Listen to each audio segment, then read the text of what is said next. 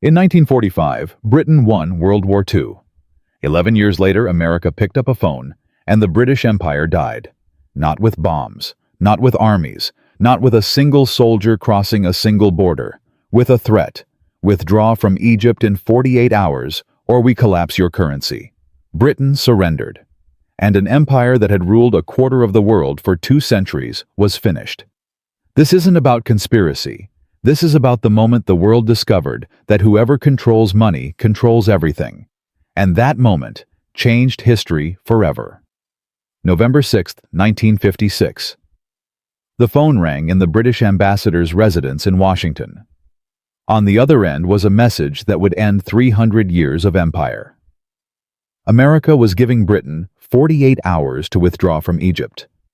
If they refused, the United States would sell billions in British bonds, block their emergency loans, and crash the pound sterling into oblivion. Britain had just won a military victory. Their troops were advancing. Their enemy was retreating, and their closest ally was about to destroy them, not with weapons, but with money. Here's a number that should reshape how you think about power. In 1956, Britain's foreign currency reserves totaled roughly $2 billion. America held $3.75 billion in British debt from a single loan, the 1946 Anglo-American Agreement that kept Britain alive after World War II. If you could see those two numbers side by side on a balance sheet, you'd understand immediately America didn't need tanks to defeat Britain. They just needed to make a phone call. The British Empire had controlled a quarter of the Earth's surface. They had ruled over 450 million people. Their navy had dominated the oceans for centuries. And now, a 48-hour deadline from Washington was about to erase it all. Margaret Ashworth still remembered the exact moment the old world ended. She was 23 years old, working as a secretary at the Treasury in London, when the cables from Washington started arriving. She watched senior officials read them, their faces draining of color. One man, a deputy she'd always seen as unshakable, sat down heavily and said almost to himself, "It's over. They've got us." Margaret didn't understand the numbers on those cables, but she understood that expression. She'd never seen powerful men look so helpless. What most people get wrong about the Suez Crisis is this: they think it was a military failure. It wasn't. The military operation was succeeding. British and French paratroopers had secured the Canal Zone.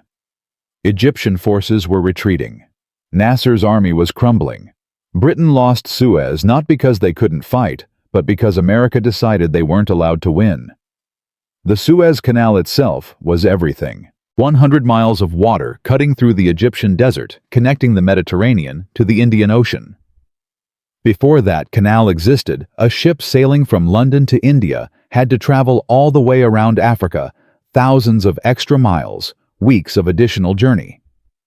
The canal cut that distance in half, and by 1956, 2/3 of Europe's oil flowed through it every single day. Control the canal, and you controlled the arteries of the Western world. Britain had owned it since 1875, when the Egyptian ruler sold his shares for £4 million to pay off personal debts. Overnight, Britain became the canal's largest shareholder. 7 years later, when Egypt descended into chaos, British troops moved in to restore order. They didn't leave for 74 years. Egypt had a king, but Britain pulled the strings. That comfortable arrangement lasted until a young military officer named Gamal Abdel Nasser decided he'd had enough. Thomas Hartley was 51 years old in 1956, a mid-level civil servant at the Foreign Office who'd spent his entire career believing in British greatness. He'd survived the Blitz. He'd watched Churchill rally the nation. He'd seen Britain stand alone against Hitler when no one else would. Now he sat in meetings where men discussed whether Britain could afford to defend its own interests, not because the military was weak, but because the treasury was empty. "We won the war," he wrote to his brother that autumn. "We won everything, and somehow we lost anyway." Here's a question worth sitting with. How does the winner of the greatest war in history become so vulnerable that a single phone call can bring them to their knees? The answer lies in a loan. In 1946, Britain was bankrupt. They'd spent everything defeating Hitler, every reserve, every asset, every ounce of gold. America offered a lifeline, $3.75 billion to be repaid over 50 years. Britain accepted because they had no choice. They were still making payments on that loan in 1956. They would keep making payments until 2006. 60 years of debt for 6 years of war. James Crawford was an American Treasury official who helped structure that 1946 loan. At 38, he understood what few others did. The loan wasn't charity. It was leverage. Decades later, he would tell an interviewer, "We knew exactly what we were doing. We were buying the British Empire at a discount. They just didn't realize they were selling." If you could see Crawford's face in the photograph from that interview, the thin smile, the knowing eyes, you'd understand that Suez wasn't an accident. It was an inevitability. Prime Minister Anthony Eden thought he could ignore Washington. He'd built his reputation standing up to dictators, resigning from government in the 1930s, rather than appease Mussolini serving as Churchill's right hand against Hitler. Now he saw Nasser as the same threat, another strongman who had to be stopped. Eden was so obsessed that he would call his staff at midnight to rant about the new Hitler. His wife later said Suez consumed him completely. But Nasser wasn't Hitler, and 1956 wasn't 1938. The world had changed, the money had moved, and Eden couldn't see it. Evelyn Blackwood was 44, a schoolteacher in Manchester who'd rationed food during the war, cheered on VE Day, and believed absolutely in Britain's place in the world. In December 1956, she would stand in line for hours to receive government coupons for petrol rationing in peacetime because her country had been humiliated by its closest ally. "I didn't understand," she told her daughter years later. "We won. We always won. How could America do this to us?" The answer to that question would reshape the entire 20th century. But first, you need to understand what Britain was fighting for, and the secret meeting where 3 nations plotted a conspiracy so sensitive that the British Prime Minister ordered every copy destroyed. 1 copy survived. We ended part 1 with a secret meeting and a document that was supposed to be destroyed. 1 copy survived because the Israeli Prime Minister slipped it into his vest pocket. For 30 years, Britain denied that meeting ever happened. Now let's understand what made that meeting necessary, and why Britain was desperate enough to risk everything. To understand Suez, you first need to understand how Britain became so vulnerable. And that story begins not in 1956, but in 1945, the moment of Britain's greatest triumph. Think of national finances like a household budget. During World War II, Britain spent everything they had to defeat Hitler. Every savings account, every investment, every asset that could be liquidated. By 1945, they'd won the war, but emptied the bank account. The house was still standing, but there was nothing left in the vault. And the bills were coming due. Here's where the mechanism gets interesting. When you're broke as an individual, you borrow from a bank.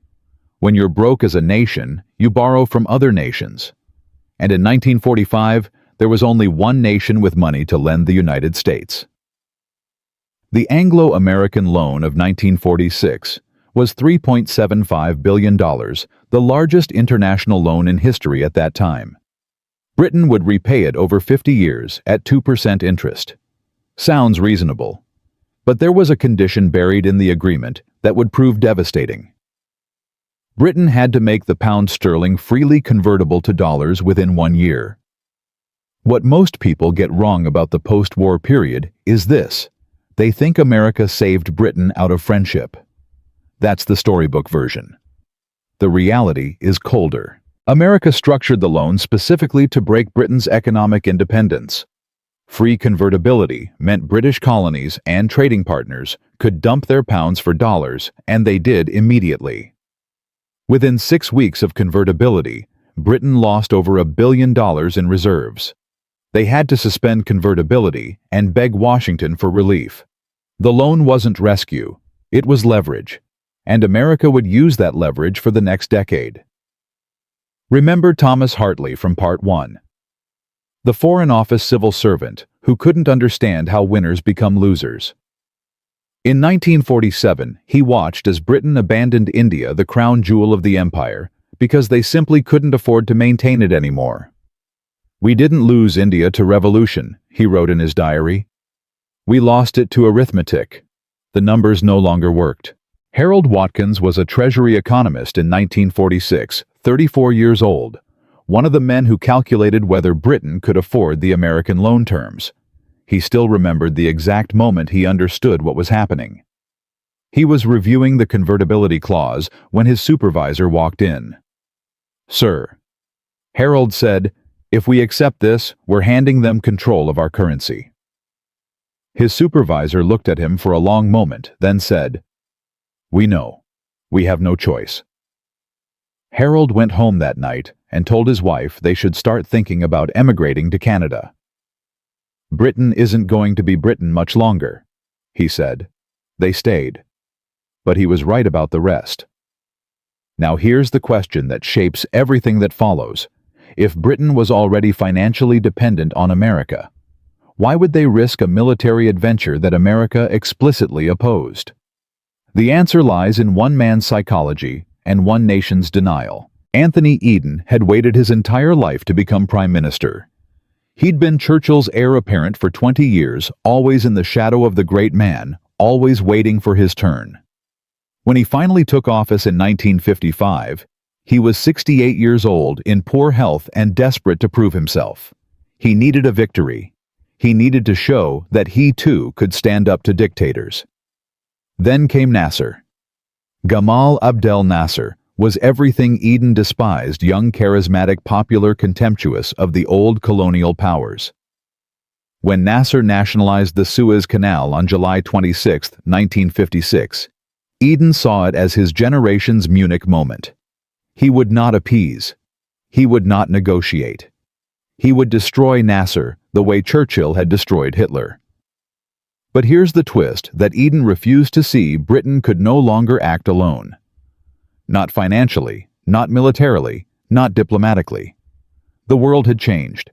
The money had moved, and Eden was fighting the last war. Catherine Powell was 26 years old in July 1956, working as a junior analyst at the Bank of England. She still remembered the exact moment she heard about Nasser's announcement. She was having tea with colleagues when someone burst in with the news. The room went silent. Then one of the senior men said almost casually, "Well, we'll need American backing for whatever comes next." Catherine watched the others nod in agreement. It was simply understood. Britain didn't make major moves anymore without Washington's approval. Everyone knew this, except apparently the Prime Minister. The mechanism of control worked like this. Britain's economy ran on imported oil. 2/3 of that oil came through the Suez Canal. If the canal closed, Britain had roughly 6 weeks of reserves before the economy seized up. But paying for that oil required foreign currency, primarily dollars. Britain's dollar reserves in 1956 were barely $2 billion. America could destroy those reserves in an afternoon simply by selling British bonds on the open market. It's like owing your landlord 3 years of back rent while also needing him to co-sign your car loan. You might disagree with his opinions, you might resent his influence, but you don't pick a fight with him unless you're prepared to lose your house. Eden wasn't prepared. He thought the relationship was different. He'd known Eisenhower during the war. They were allies, friends, family. Surely America wouldn't abandon Britain over Egypt. Surely Washington would complain publicly but support privately. This miscalculation would cost Eden everything. Robert Aldrich was 47, a career diplomat at the British Embassy in Washington. He'd spent 15 years watching Anglo-American relations from the inside. In September 1956, he sent a cable to London that would later become famous in diplomatic circles. "The Americans are serious," he wrote. "They will not support military action. Any assumption to the contrary is dangerous." The cable was read, acknowledged, and ignored. Eden had already made up his mind. But Britain couldn't invade Egypt alone. The military was capable, but the optics were impossible. A former colonial power attacking an African nation to retake property, the world would condemn it as imperialism. Eden needed cover. He needed partners. And he needed an excuse. He found all three in a villa outside Paris. October 22nd, 1956. Sèvres, a quiet suburb on the outskirts of the city. The villa had history during the Nazi occupation. It had served as a safe house for the French resistance, a place where brave men and women plotted against tyranny. Now it would host a very different kind of conspiracy. Three delegations arrived in secret: British, French, Israeli. What they planned over the next 2 days would be denied. For 30 years would destroy a prime minister and would mark the exact moment the British Empire officially ended. The plan was elegant, it was coordinated, and it was utterly dishonest. What happened in that villa wasn't just a military strategy. It was a trap, and the people who set it didn't realize they were walking into an even larger one. We ended part 2 at the villa in Sèvres, where 3 delegations were about to plan a conspiracy that would be denied for 30 years. The plan was elegant, coordinated, and utterly dishonest. What happened inside that villa wasn't just military strategy, it was a trap. And the people who set it didn't realize they were walking into an even larger one. Here's what they agreed. Israel would attack Egypt on October 29th. They would claim it was about border security, about Egyptian-backed terrorism, about the blockade of the Straits of Tiran. Britain and France would then step in as peacekeepers. They would issue an ultimatum to both Israel and Egypt: stop fighting and withdraw 10 miles from the Canal Zone. The genius of the plan and the dishonesty was that Israel would already be more than 10 miles away. The ultimatum would only require Egypt to withdraw. When Nasser refused, Britain and France would have their excuse to invade. The document formalizing this agreement was called the Protocol of Sèvres. 3 copies were made. Anthony Eden was so paranoid about exposure that he later ordered the British copy destroyed. The French kept theirs classified for decades. But Israeli Prime Minister David Ben-Gurion slipped his copy into his vest pocket and walked out of the villa with the only surviving proof of what happened. For 30 years, Britain denied this meeting occurred. For 30 years, they lied to Parliament, to the press, to their own people. The document proved everything. Maurice Chalais was the French general who helped coordinate the military operation. At 51, he'd spent his career fighting colonial wars. He still remembered the exact moment he understood the British weren't serious about the consequences. During a planning session, he asked his British counterpart what would happen if America objected. The British officer waved his hand dismissively. "The Americans always complain, they always come around." Chalais said nothing, but he made a note in his diary that night. "The British believe Washington is bluffing. I am not so certain." October 29th, 1956. Israeli forces crossed into the Sinai Peninsula. The operation had begun. Within hours, Israel had advanced deep into Egyptian territory. The surprise attack, that wasn't surprising to anyone who had been in Sèvres, was proceeding exactly as planned. October 30th. Britain and France issued their ultimatum exactly as agreed. Egypt had 12 hours to withdraw from its own territory. Nasser refused exactly as expected. The trap was sprung. October 31st. British and French bombs began falling on Egyptian airfields. Within days, paratroopers were landing at Port Said. The Canal Zone was being secured. Militarily, everything was working. And then Washington called. Here's what most people get wrong about America's response. They think Eisenhower was angry about the invasion itself. He wasn't, or at least that wasn't the main issue. Eisenhower was furious about the timing. Because the exact same week Britain invaded Egypt, Soviet tanks were rolling into Hungary. Pause and consider what that meant. For years, America had been broadcasting into Eastern Europe, encouraging people to resist communist rule. Radio Free Europe had promised Hungarians that the West supported their freedom. And in October 1956, Hungarians rose up. Students and workers took to the streets.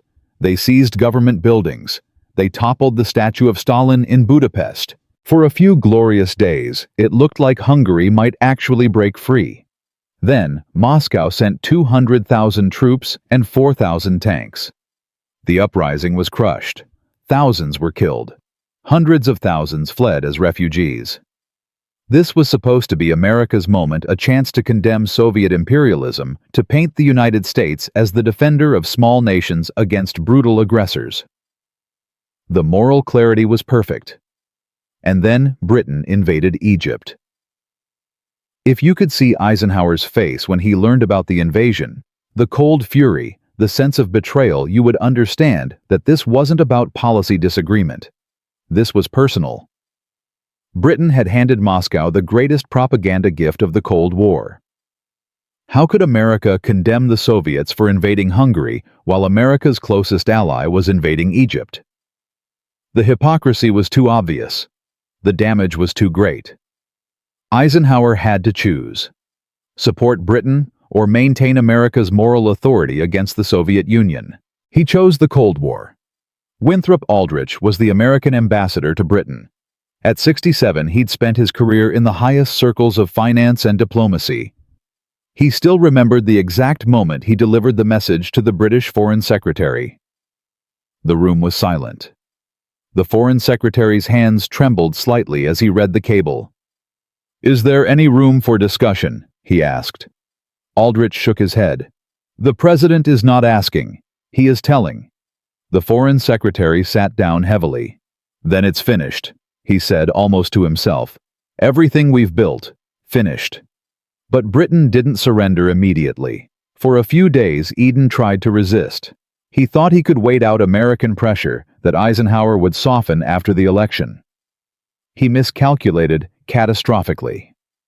November 5th, Harold Macmillan, Chancellor of the Exchequer, the same man who had assured Eden that America would stay quiet, walked into an emergency cabinet meeting with devastating news. Britain was hemorrhaging $50 million in reserves every single day. Speculators were attacking the pound. The currency was in freefall. And America was blocking Britain's emergency loan from the International Monetary Fund. Remember Margaret Ashworth from Part 1, the young Treasury Secretary who watched powerful men read cables and lose color in their faces. She was there that day. Years later, she described the scene. Macmillan walked in looking like he'd seen death. He said almost casually, "The Americans are going to destroy us." Then he sat down and no one spoke for what felt like an hour. The silence was worse than anything. The financial weapon was simple and brutal. America threatened three things simultaneously. First, they would sell the billions in British bonds they held from the 1946 loan, crashing the pound on international markets. Second, they would continue blocking Britain's IMF loan, denying them emergency foreign currency. Third, they would refuse to supply oil to replace what Britain was losing from the blocked canal. Any one of these would have been serious. All three together were lethal. Here's a question worth sitting with. How does the most powerful empire in history surrender in 48 hours to a nation that was once its colony? The answer is debt. Britain had borrowed its way through World War II. They had borrowed to rebuild afterward. They had borrowed from America specifically, and now America was calling in the debt, not literally, but effectively. When you owe someone everything they own, Britain owed America everything. November 6, 1956. The British cabinet met one final time to discuss options. There were no options. Macmillan, the same man who had pushed for invasion, who had promised American neutrality, who had been wrong about everything, now told his colleagues the brutal truth: withdraw immediately or face national bankruptcy. Eden agreed to the ceasefire. British forces would pull out of Egypt. The operation was over. And here's the rage-inducing part. While ordinary British citizens would soon be rationing petrol, while families would wait in lines for government fuel coupons, while the nation absorbed the humiliation of surrender, Harold Macmillan was already maneuvering to replace Eden as Prime Minister. Some historians believe Macmillan deliberately overstated the financial danger, that he saw opportunity in the chaos he'd helped create. that he used the crisis to push out the man he'd misled and seize power for himself. Whether that's true or not, the result was undeniable. The man most responsible for the disaster, aside from Eden himself, would become Prime Minister within weeks. James Griffiths was a Labour MP who watched the crisis unfold from the opposition benches. At 66, he'd spent his life in politics. He still remembered the exact moment he realized how cynical the whole affair had been. It was December 1956, watching Macmillan position himself as the sensible alternative to Eden. "He lied to get us in," Griffiths muttered to a colleague. "Now he's lying to get himself up." His colleague shrugged. "That's politics." Griffiths shook his head. "No, that's betrayal wearing a good suit." The military operation had succeeded. The troops had performed brilliantly. The canal was secured, and none of it mattered. Britain withdrew not because they lost on the battlefield, they won on the battlefield. They withdrew because America decided they weren't allowed to win. This was the first time in modern history that a major power was defeated purely through financial warfare. No shots fired between America and Britain. No military confrontation. Just a phone call, a threat, and a surrender. The empire that had ruled a quarter of the world had been brought to its knees in 48 hours. What came next wasn't just political aftermath. It was the dismantling of everything Britain believed about itself. We ended Part 3 with Britain's surrender not on the battlefield, but to a phone call. The empire that ruled a quarter of the world had been brought to its knees in 48 hours. What came next wasn't just political aftermath. It was the dismantling of everything Britain believed about itself. Now let's trace that dismantling not over days, but over decades. Because empires don't collapse in a single moment. They die slowly, piece by piece, until one day you look up and realize there's nothing left. December 17, 1956. Petrol rationing began across Britain. For the first time since World War II, British citizens needed government coupons to buy fuel. Long lines formed at filling stations. Families canceled holiday trips. Businesses reduced operations. And every single day, in every single queue, the humiliation sank deeper. Remember Evelyn Blackwood from Part 1, the Manchester schoolteacher who'd rationed food during the war and cheered on VE Day. She stood in those petrol lines that December. At 44 years old, she'd spent her entire adult life believing in British greatness. Now she waited for government permission to drive her car. "During the war, we rationed because we were fighting," she told her students years later. "This time, we rationed because we lost. Not to enemies, to friends." The rationing lasted 5 months. The psychological wound lasted a lifetime. But here's what most people get wrong about Suez. They think the crisis ended when the rationing ended. It didn't. The rationing was just the visible symptom. The disease was much deeper, a fundamental shift in how Britain saw itself and how the world saw Britain. Anthony Eden resigned on January 9, 1957. His doctors said his health was at risk if he continued. Everyone knew the truth. Suez had destroyed him. He retreated to his country estate, wrote his memoirs, defended his decisions until his death in 1977. He never accepted that Suez was a mistake. He never admitted the conspiracy. He spent 20 years insisting he'd been right while history moved on without him. And who replaced him? Harold Macmillan, the man who had pushed Eden toward invasion. The man who had promised America would stay quiet. The man who had been catastrophically wrong about everything and then used the chaos to seize power. If you could see a photograph of Macmillan entering 10 Downing Street on January 10, 1957, the confident smile, the wave to cameras, you would understand something essential about how power works. Accountability flows downward, consequences hit the bottom, and those who caused the disaster often profit from it. George Whitfield was a conservative MP who had supported the Suez operation. At 53, he'd trusted Eden's judgment and Macmillan's assurances. He still remembered the exact moment he realized how thoroughly he'd been manipulated. It was the day Macmillan became Prime Minister. "I voted for the invasion because Harold told us America would accept it," Whitfield wrote in his private journal. Now Harold is prime minister because America didn't accept it. Either he lied then or he's lying now. Either way, he's prime minister and Eden is finished. Whitfield kept that journal hidden until his death. His family published it in 1994. Now let's trace the empire's dissolution, not the political announcements, the human cost. Ghana gained independence in 1957, the first African colony to break free. Nigeria followed in 1960. Jamaica in 1962. Kenya in 1963. One by one, the colonies that Britain had spent centuries accumulating were released. Some left peacefully, some left violently, all left permanently. Here's a question worth sitting with. Was Suez the cause of decolonization, or just the moment everyone realized it was inevitable? The honest answer is both. The forces driving decolonization had been building for decades. Nationalism was rising across the colonial world. The cost of maintaining empire was unsustainable. The moral arguments for imperialism had collapsed. But Suez was the moment of clarity, the moment when British leaders, colonial administrators, and subject peoples all understood the same truth simultaneously. Britain could no longer project power independently. If they couldn't defend the Suez Canal against American objection, they couldn't defend anything.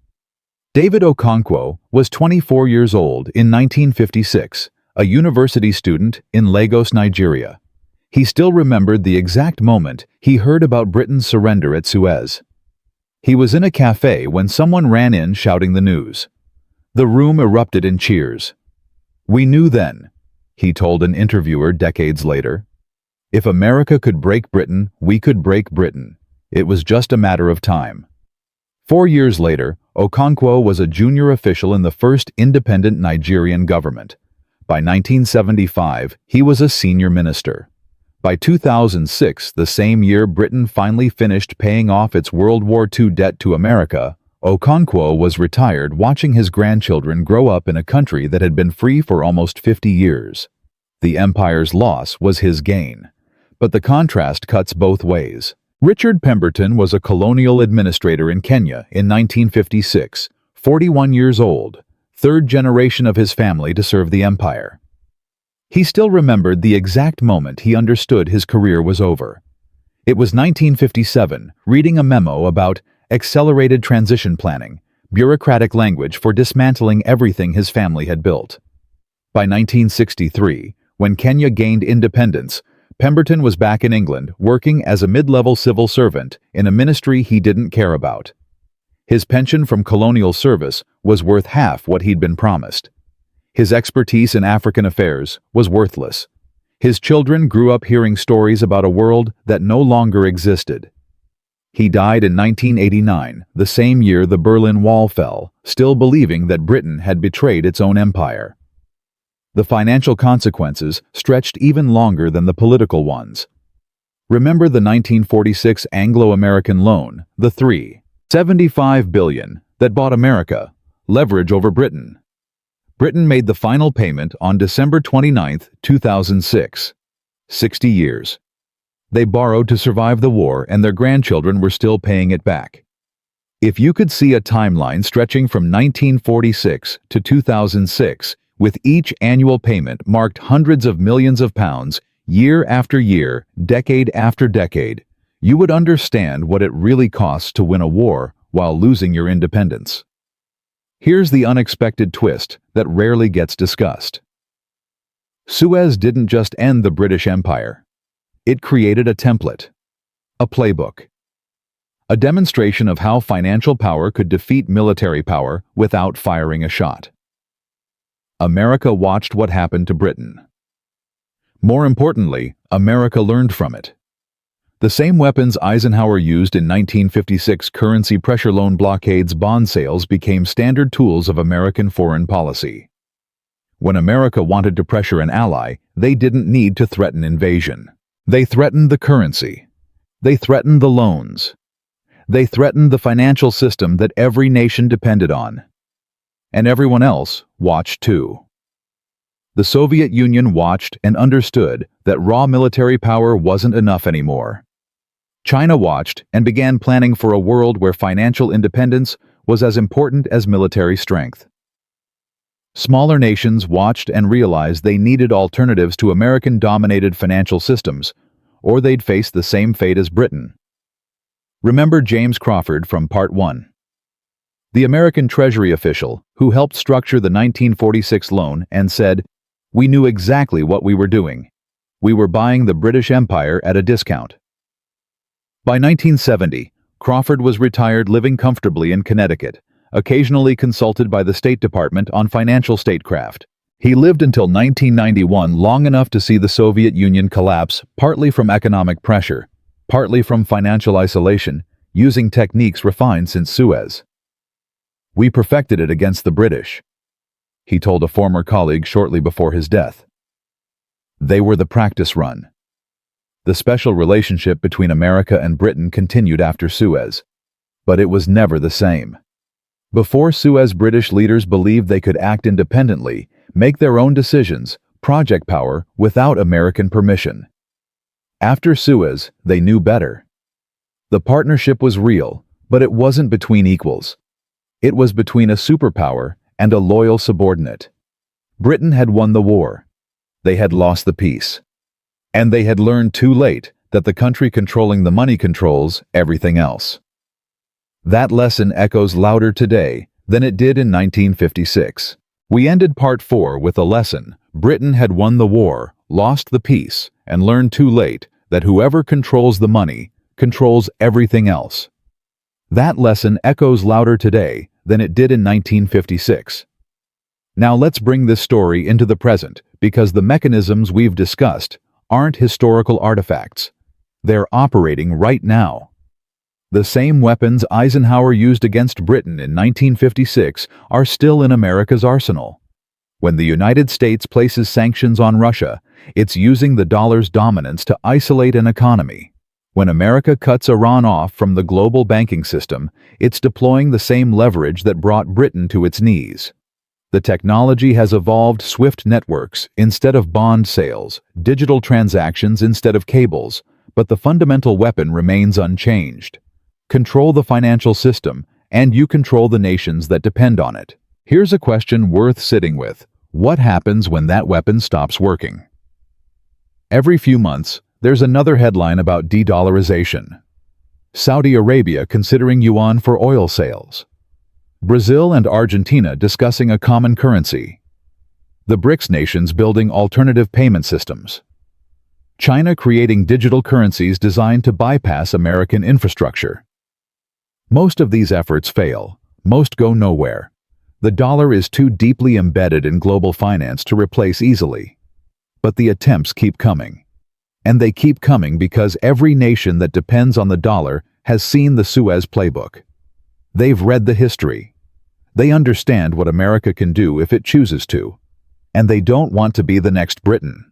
Chen Wei is a senior economist at a major Chinese policy institute. At 47, he spent his career studying currency systems and financial warfare.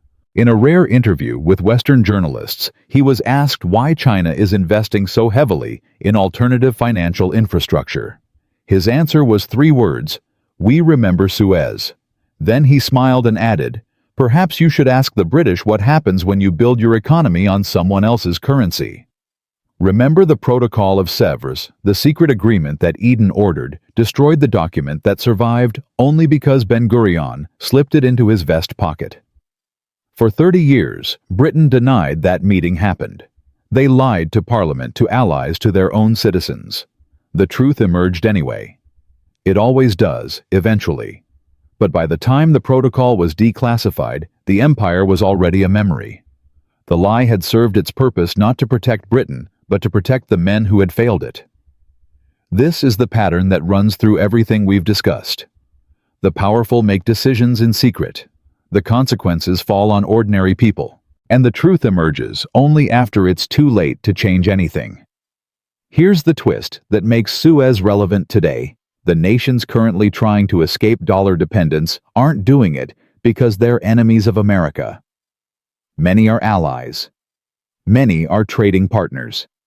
They're doing it because they've seen what happens to allies who displease Washington. Britain wasn't America's enemy in 1956.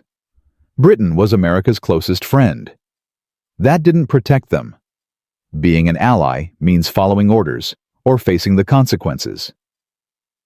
Let me offer a framework for thinking about this. Not predictions, not advice, just questions worth asking. First, if a nation's economy depends entirely on access to financial systems controlled by another nation, is that nation truly independent? Or is independence an illusion, maintained only as long as the controlling power permits it? Second, when you see headlines about de-dollarization, about BRICS alternatives, about digital currencies, are these threats to American power, or are they rational responses by nations that have learned from history? Third, what happens to the global order? If the weapon that replaced military force, financial dominance, becomes unreliable? These questions don't have easy answers. They have implications. Remember Margaret Ashworth from Part 1, the young Treasury Secretary who watched powerful men read American cables and lose color in their faces. I want to tell you where her story ended. Margaret stayed at the Treasury for another 12 years. She watched Britain's slow adjustment to diminished status. She processed the paperwork as colonies gained independence. She helped manage the budgets that reflected a shrinking empire. In 1968, she left government to teach economics at a small college in Sussex. Her students knew her as a quiet, precise woman who occasionally made cryptic references to the day the music stopped. Only after her death in 2003 did her family find the diaries she'd kept throughout her career. The entry from November 6, 1956, the day of surrender, was just 2 sentences. Today we learned who rules. It isn't us. If you could see a map of the world in 1956 with the British Empire marked in red stretching across continents, and then watch that red recede decade by decade until almost nothing remains, you would understand what Suez truly cost. Not just a canal, not just a prime minister, a vision of the world, a belief in perpetual greatness, a certainty that winning wars meant controlling destiny. Britain had all the symbols of power in 1956. The world's largest empire, a prestigious currency, a permanent seat on the UN Security Council, historical prestige stretching back centuries. And none of it mattered when America decided to pull the plug. The symbols were hollow. The power had already shifted. Suez just made it visible. The signature lesson of this entire story is simple: empires don't end when they lose wars. They end when they lose financial independence. The armies can still march. The flags can still fly. But if someone else controls the money, someone else controls the future. This isn't about Britain specifically. It isn't about 1956 specifically. It's about a pattern that has repeated throughout history and will repeat again. The nation that controls the world's financial system controls the world not through armies, through leverage. And every nation caught in that system faces a choice: comply or be crushed. Britain chose compliance. They became a loyal junior partner to America, following Washington's lead for the next 70 years. Other nations are making different calculations. Whether those calculations succeed or fail will shape the next century. Anthony Eden died in 1977, still defending his decisions, still unable to accept that the world had changed. The document he tried to burn outlasted him by decades. The empire he tried to save outlasted him by only a few years. And the lesson he refused to learn is being studied today by every nation that depends on American financial infrastructure. What happens next depends on whether the students have learned better than the teacher. In 1956, America picked up a phone and an empire ended. The question for our time is simple. When that phone rings again, who will be on the other end and who will be forced to answer?